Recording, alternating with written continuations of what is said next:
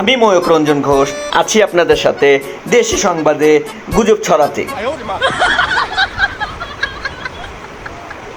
আমি ময়ূক রঞ্জন ঘোষ শুনতে পেরেছি মামুন নাকি তার লায়লাকে প্রতিনিয়তই আগে সান্ডা কিনে দিত, কিন্তু আরবের এই সান্ডা ভাইরাল হওয়ার পর লায়লা তার মামুনের কাছে বারবার এই সান্ডা দাবি করতে থাকে।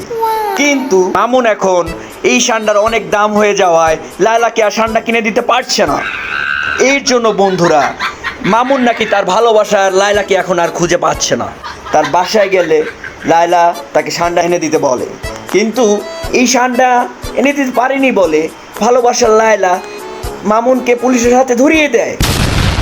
আপনারাই বলুন বন্ধুরা, এর জন্য কি করা উচিত?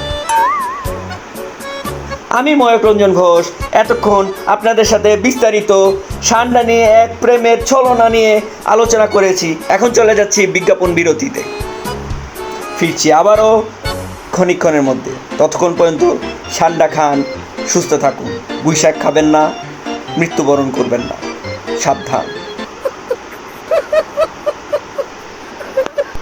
আরবের সান্ডা খান, বৈশাখ বাঁচান, পরিবেশ সুন্দর রাখুন। ধন্যবাদ।